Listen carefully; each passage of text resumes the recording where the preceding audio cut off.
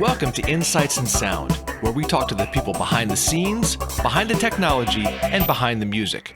People you may not know, but you should. And please check out getitInwriting.net/shows for a full list of our podcast YouTube series. Our guest is live sound engineer slash mixologist. Sure. Yeah. Brad Madix, the co-founder of Diablo Digital, and a legend in live sound in so many ways. That's funny.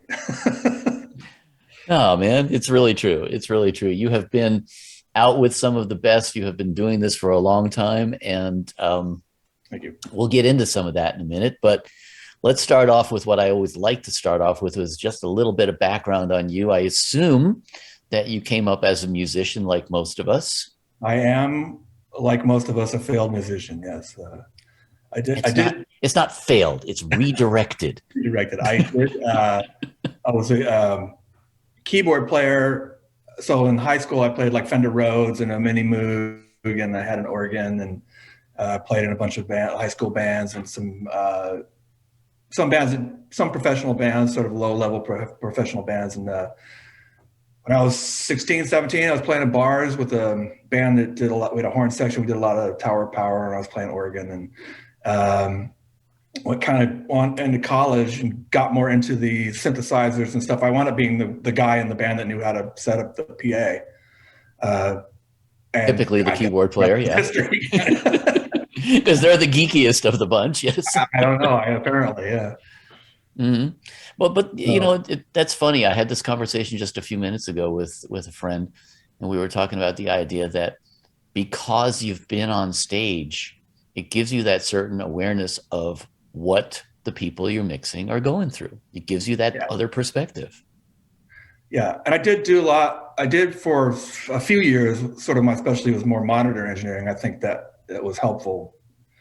Having been someone who had to listen to monitors and play, I felt like I could have a conversation that would have been difficult to have otherwise. But I think being a musician gave me an advantage, the 35 years ago that was happening. I'm not clear that it's that big of an advantage now because things are very technical, but I think it does help have a conversation of, because musicians speak a little bit of a different language, and just engineers are, so it's very subjective, and engineers tend to be very objective, and you to make that translation between, it just sounds a little glossy to, okay, well, I know what that means in technical terms, because at one point something sounded glossy to me, and I had to twirl the knobs until it sounded right, Sure. But I think there's also, beyond all of the technical stuff, there's that what I kind of term the undocumented aspects of like the creative process and the performance and all of that. And I think being able to understand that from that visceral level of I've been there, I've done that, is, I think it's invaluable, because what you bring there is you bring something that is an understanding and an empathy, so to speak, with the person that you're working for. Sure. And I would say to make money in college, I played in a lot of cover bands. High school also, I guess. I played in a lot of cover bands, and the job was listen to the record, figure out the parts, figure out the sounds when I was in college. And there was no YouTube. There was nothing to go and look and see how a part was played. I mean, you just had to figure it out. Yeah. And I think that, I learned hundreds of songs. I couldn't even tell you how many songs. Yep. And I think having gone through that process of deconstructing a song in order to perform it, I do think I can have certain conversations with musicians that would be harder to have if you were, strictly an engineer and had not had that experience as a player. I think that's true. I think that's something I learned in studying recording as well. The idea of being able to deconstruct, because, essentially what we do is we deconstruct and then we reconstruct. And being able to do that, being able to pick out the different guitar parts or the different bass line here and there, stuff like that. It enables you to see the whole thing. It enables you to see both the parts and the sum of the parts. And that's a valuable skill, I think, especially when you're dealing with, let's face it, we're the conduit to bring that performance to the audience. You better understand those aspects, I think. I think also, and I've had this experience as a musician, as a performer also. It's been a long time. So, it's not like I said the last time I was on a stage was probably 30 years ago, but I know that when you're on the stage, you hear what the monitor engineer is doing, you see what the lights are doing, you get a sense of all the things that are going on the set, but you really have no idea how it sounds out in the audience. I mean, you like to think you do, but the truth is you don't. I mean, You're behind everything, you're hearing what's coming back at you out of the room. And it's kind of the one job where, as a player, you really don't know how it's going out there. I mean, you really kind of don't. You have a vague sense, but you're not like, all you get is feedback from people coming back and saying, oh yeah, it sounded great or whatever. Yeah. So you had better have like a really good relationship with the artist on really clear lines of communication with the artist, because I think once you lose that, you lose their trust, and it's a matter of time. Oh yeah. Yeah. And especially, as you say, I mean, monitors, that's a job that's not for the faint of heart in so many ways, Yeah. And it depends on who you're working for, because some people are fairly easy. They just want to hear a handful of things and they're good. And I think there used to be a lot of bands that made it hard on themselves back by sheer volume on stage. And you see less and less of that now, right? So now it's like, yeah, well, with more in-ears especially. I mean, that's definitely made your job easier, and I think also made it easier in terms of being able to dial in and hear what everybody's hearing. Well, and also very few people are out there trying to make a point with a wall of Marshall amps anymore. It's not really much of a thing. I mean, it's even fairly substantially successful heavy metal bands that have like a couple of 4x12s and that's it. It's you seen Aerosmith lately? I have not seen Aerosmith. I would be curious to see how many of those are actually turned on, but I mean, I get your point, but I think the larger point is that the direction it's been moving is to keep it under control, whatever that means and whatever the context is, Sure. And it helps you to define the sound better when it's under control. Absolutely. 100%. But I think, the other thing that you were pointing to is just understanding that dialogue, and being able to really, essentially read somebody through their body language from sitting at Monitor Beach, and that, I think, doesn't that come down to the whole idea of the stuff you don't learn in school? Well, the people skills. Right. The soft skills, as they say. Yeah. Yeah. And I think that's something that's really underestimated. I mean, I know that's a lot of what I've talked to students about, is the idea of, you can learn how to use the gear. The gear's not that hard, and yes, it's hard to become a master at learning the gear, but you can learn all that stuff. What you can't learn is how to be a good hang. Okay, well, for sure. And I think that also the other skill that's hard to learn or teach is that, like we were talking about, the musicality of it. I mean, you can learn the technical aspect of mixing a show in an hour. I mean, it's, things come in here, you route it this way, this thing makes it louder. Right. This knob makes it brighter. I mean, you don't need to spend a lifetime learning those things. It is that, I mean, it takes some time to be able to do that very quickly or really correctly or whatever, but intuitively, yeah. From a technical standpoint, not that complicated.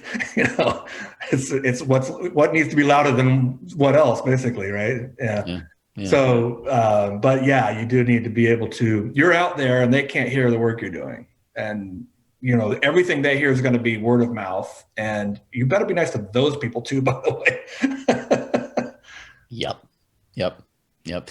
But you in particular, because of the stuff that you guys have been doing with your company for the last few years, you are very in touch with what I think has changed a lot of our work as audio people, which is the changes in technology. I mean, when you started out, as you say, when you started out mixing monitors, it was a stage full of wedges and, lots of sound spilling all over the stage. Just the ability now to be able to do something like play back the mix to somebody from last night, and use that to talk to the artist and say, when you did this thing here, listen to this, stuff like that. I think that really does change the tenor of the communication with the artist, doesn't it? And I would say that, so, our business is building multi-track recording systems, and it springs from, I don't know, 15 years ago or so, really struggling to get multi-track recording systems that were reliable, but also seeing some huge value in it.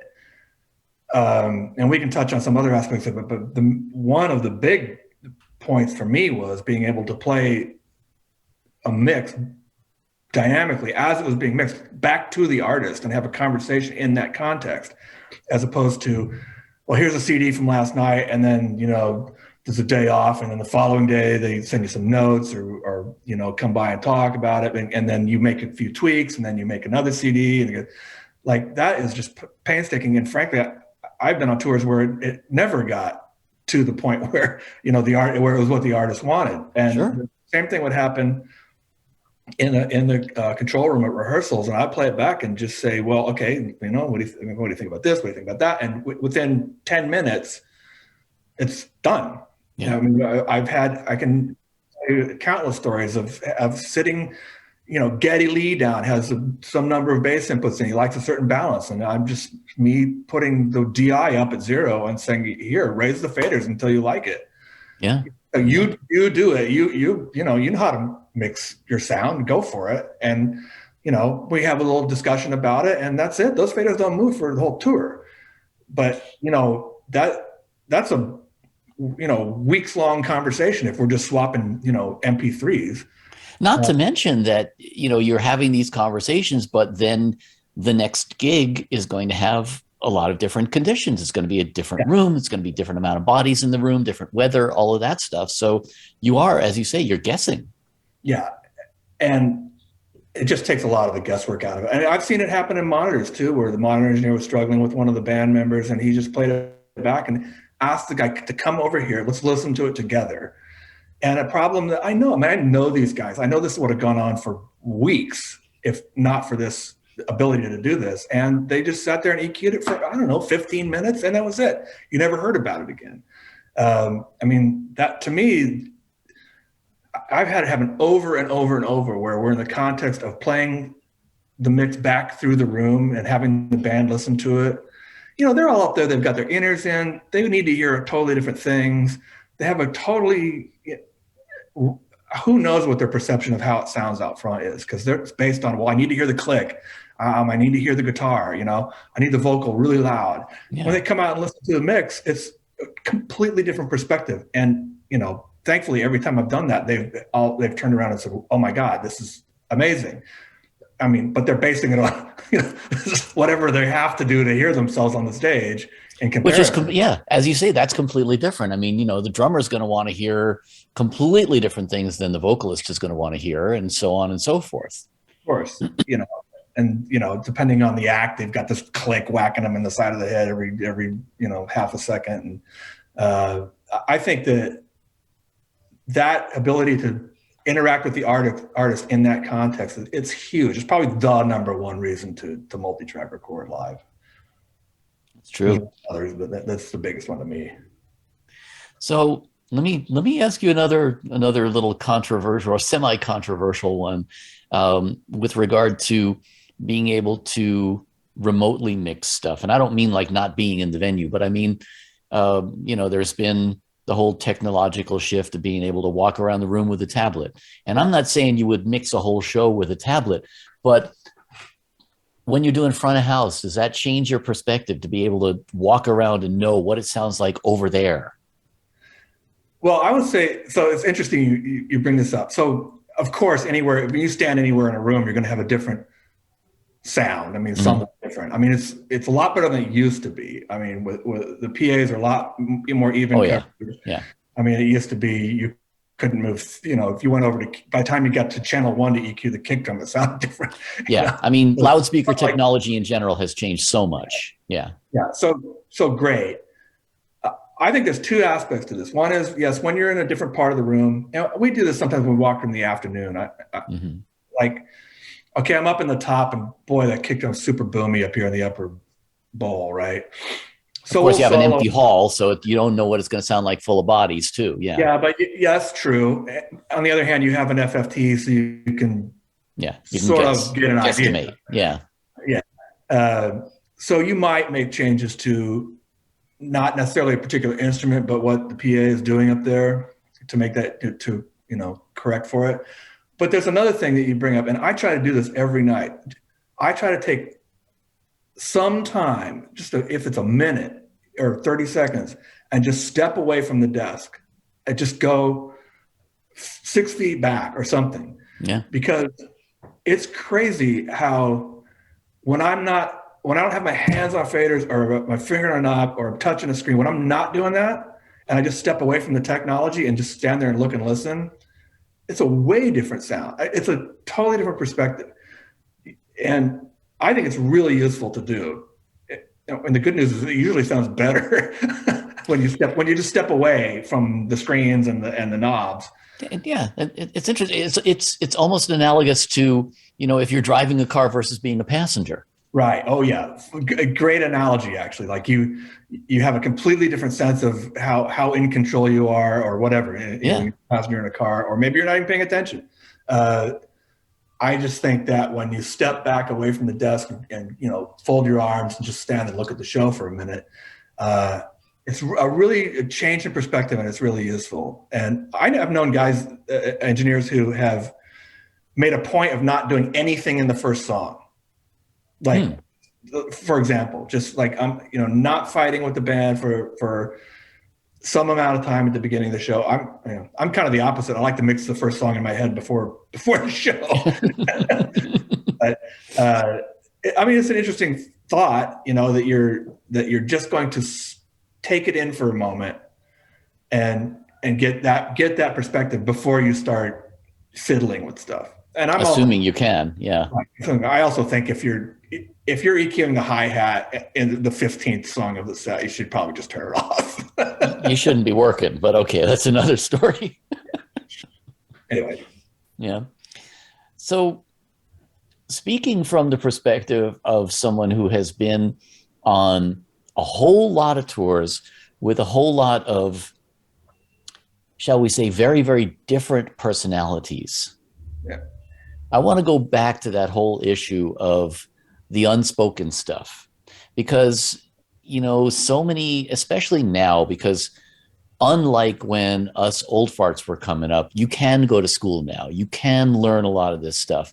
You can learn a lot of technical stuff, but I think what you don't learn is a lot of that stuff about the human psychology aspect, the just being a good hang part, which is more than just being a good hang. It's really, you know, understanding where you as one individual sit in the entire constellation of this great big machine that we are a part of, you know, and I think that is the most valuable advice that I think I would say to you. You know, what would you tell a young person coming into the industry now, besides danger, Will Robinson, stay away, you know, go be an accountant, whatever. But what would you tell somebody coming in now about learning those skills?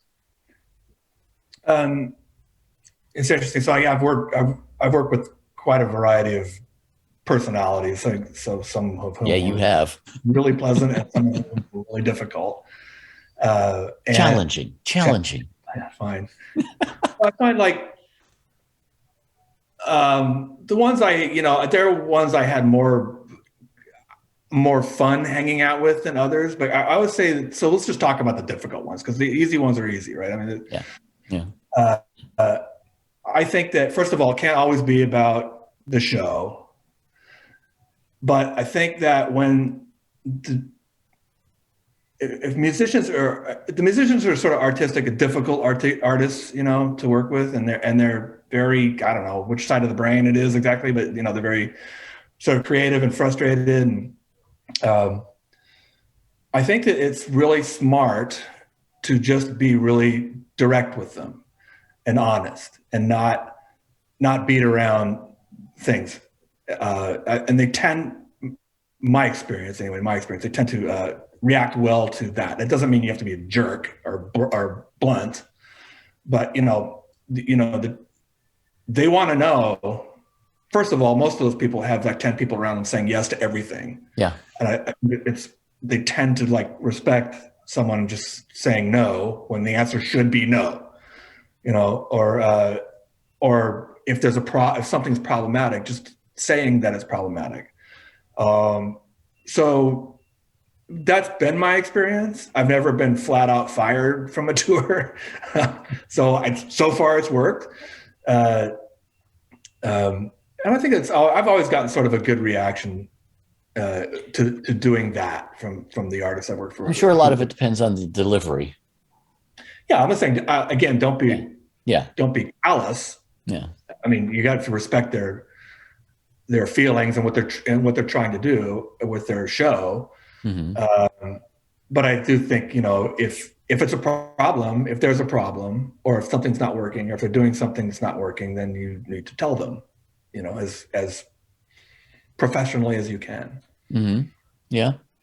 And then, I mean, it's not just working with the artist, though. It's also, you're working with, I mean, in a band context, obviously you're working with at least 5 or 6 different personalities there. Yeah, sure. Plus you're working with an entire universe of different types of crew. You got lighting people, you got other sound people, you got RF people, you got everybody. And that's, I think there's a certain advantage to being able to speak to everybody on a level that they can understand and that you can all relate to. Yeah. And, you have to get along with those people also. I mean, they're even more so, I think, to an extent. They're the ones you spend all day with every day. So exactly. I mean, yeah. Exactly. And, there's kind of no, I guess I'm one of those people, you catch more flies with honey than, Yep. To me, it's much more productive to be mindful and kind to everybody on the tour. I mean, some people that just doesn't get through to, but that's pretty rare. Honestly, I think people are like, if there's a conflict at load in, for example, as far as like your gear needs to go over here, their gear needs to also go through here. And that happens all the time. And no. I think that, after the tour starts and you've had a few load ins and it's continually happening, the thing to do is not to say I have this problem, but just to acknowledge there's this conflict and let's get together. I mean, I had a tour one time. I was out on tour we were out for 2 weeks and the load in was a disaster area. And one point, the production manager threw a bunch of money at us, said, go, you 2 departments, go out and get dinner and sort this out. And we shaved an hour and a half off the next load in just by having some communication about, and a little bit of wine and, about, well, can you guys start on this side of the stage and we'll start on that side of the stage, or that kind of thing. And it was very productive and a pleasant conversation, and the wine was good. Well, yeah. But, you put your finger on it right there, man. It's communication. And it's the ability to communicate in a mutually supportive way. It's understanding human psychology. It's all of those aspects that, again, they don't teach you in school. Yeah. And I'll say that can be hard to do when the Teamsters are dumping gear on the floor, right? I mean, it's not necessarily the best time for it. Not just that, but I mean, let's face it, you're living in a bubble with people for, hopefully week after week after week. You don't have the advantages of being able to necessarily go away and cool off when you want to. A lot of times the crises are happening right at the times when you're needed the most and you need to keep a cool head the most, and being able to understand that and being able to really communicate with people and be I hate to use, overused phrases like team player, but it really is important to be able to understand where you fit into everything. And to a certain extent, the same way that you've mixed monitors, you've also mixed front of house, you understand what that's like. You understand what it's like to be the person on the stage, to be able to understand what the lighting guys are doing, to be able to understand what everybody's needs are. Even if you haven't really done those gigs, that helps you to understand how you impact all that. Yeah. And there's another dynamic that plays into this is, if everybody on the tour, if every department on the tour thinks they're the most important department on the tour, you're gonna have problems. Like, it's all important, it all matters. Like, the sound, obviously the sound is super important. So are the lights. So is the video. Like, the backline also needs to have time to get up there, and really all these things need to be facilitated by, and you have to do it. And I guess one problem is that when you're touring, you get thrown into the first load in, and it's all up to all these people to fight it out. It's usually just a scrum the first few days. Yeah. And it's not the best situation to be in to work out these conflicts. And I don't mean personal conflicts. I just mean the flow of the gig. And, and most of the time, honestly, all the time, it's the first time the stage manager's seen the gear go into a room, right? Sure. So, it's just getting made up on the fly. And then you've got all the vagaries of any particular room, any particular venue. How is the load in? How's the local crew? All of that stuff. Yeah. So, it just pays to be, I think, do a couple load-ins, do a few load-ins, step back. Let's all get together for coffee. Where are the problems? Just like I said, it's a lot easier to have that conversation away from the floor than it is when, and I've never come to blows with anybody, but I've definitely got into some heated sort of conflicts with people in other departments about, like, we do have to load sound in here today too. Sure. Yeah. Especially, and the bigger the show, the more conflict there can be, because you've got so many more variables, so many more people, so many different kinds of crew. If you're dealing with RF people and systems techs and all of this other stuff. And the thing is, you're yelling at the fourth person on the lighting crew. It's like, they're just trying to bolt trust together. You got to kind of give them a break, too. Like, you put yourself in their shoes. So it's a struggle to one degree or another on every tour I've ever done. That beginning of everybody's fighting for territory and sure. So I know that you do mentor a lot of younger people coming up too, and I see you talking to people all over the internet and stuff like that. What's the one indispensable piece of advice that you would give 15-year-old somebody coming up who says, I want to be the next you? Learn to type.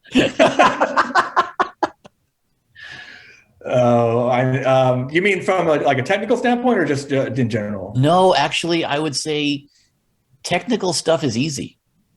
Anybody can learn technical stuff. I tend to agree with that.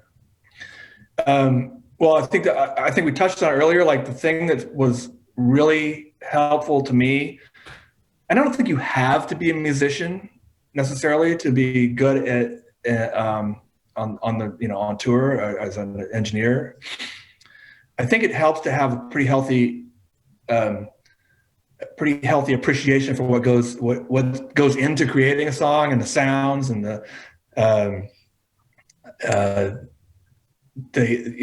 what is behind the music, so that you can have that interaction with the artist, but also take what the artist is giving you and translate it into, the band didn't just go in the studio and play that stuff. It got mixed, it got posted, it got mastered, so you also need to have that appreciation. So I think I would say developing a musical appreciation along with your ears. Like, know what tonalities sort of do what frequency ranges do what to a sound. But as you're doing that, learn, why a sound sounds a certain way and why an instrument sounds a certain way and how it fits into the music and how the music has been arranged. I think being able to turn to an artist and say, like a lot of songs have fades on them on records. Well, they used to. Now it's like, well, no, you have to finish the song. Right? So I can't just lower the fader for you. You have to finish the song. Yeah. But like I've had that conversation any number of times. Like, the band's up there mucking around with how do we end this? And if you can throw into that conversation, that get you a long way in your career. Yeah. Well, and I think you just touched on another aspect of that also, which is not just having an appreciation, but having a vocabulary. Yeah. Having the ability to communicate that. You know what a chorus is, know what a bridge is, know when, they may have sung a 5-part harmony in the studio. There's only 2 guys on the stage who can sing. So, being able to give some advice about that kind of thing, that is vocabulary, I guess, is sort of in what I meant, along with the appreciation, like being able to speak that language and understand it. That does that not necessarily mean you can't be, that you have to go to music school or be a proficient musician or anything, but it doesn't hurt. But I think just being able to understand the music that you're mixing. Yeah. And the people who are making it. Yes. So I don't know that's not one piece of advice exactly. It's pretty broad. Well, but you have just proven that old saying about ask an engineer. What is it? Ask 10 engineers for advice. You'll get 20 different opinions, That's true. Yeah. And here's another thing I think, and I don't know if this is advice exactly, to be a front of house engineer, and there's probably more than just that on tour. There's a few positions where you have to have a strong ego. And I don't mean, I tell people this all the time. It doesn't mean you're a jerk. It doesn't mean it just means you can't be fragile. Like you're going to get criticism. You're going to screw up a cue. I mean, and you're going to do it in the middle of, I don't know, if you're successful, there's going to be 15 or 20,000 people standing around you, all of whom, by the way, know how to do your job better than you. Of course. So, yeah. you have to have some level of confidence that your ego has to be, and I mean ego in the psychological way, not like I don't mean you're bossing people around or being mean to people. Just self-assuredness is what you're talking about. Yeah. You have to be self-assured. You have to be, and like, if you screw up a cue, guess what? The next cue's coming. Like you can't fall apart. You got to just put it behind you. It's one of the things I like about live music is, you have a great show. It's a great show. You have a bad show, just load it in the next day and try again. I mean, you don't want to have bad show after bad show after bad show, but that happens too, by the way. You just get a streak where it's just not for whatever reason, the acoustics or you're struggling getting your head around. There's this part of tours, kind of a couple legs into tours sometimes, where it's just really hard to remain focused, and that's one reason I like that idea of mixing the first song in my head, because it gets my mind into the show before the show starts. It's a good perspective. Yeah. But it can be difficult to stay focused with your job after you've mixed the show 30 times, and this is the third show of a 3 in a row and you're exhausted, and I mean, it's a challenge. It's a challenge. It's a lot of stuff that people don't realize, I mean, the job, so many of our jobs, they really look glamorous, but there are the boring times, there are the challenging times, and I think that's part of learning the gig too, isn't it? Yeah, it's not all free pizza and Corona. Oh man, that's it. I'm never going out with you again. Some free pizza and Corona. Well, Brad Madix, thank you for being our guest. Oh, my pleasure. It's very nice to talk to you. Hey, I'm Daniel Keller. Don't forget to hit the subscribe button and join us each week for Insights in Sound.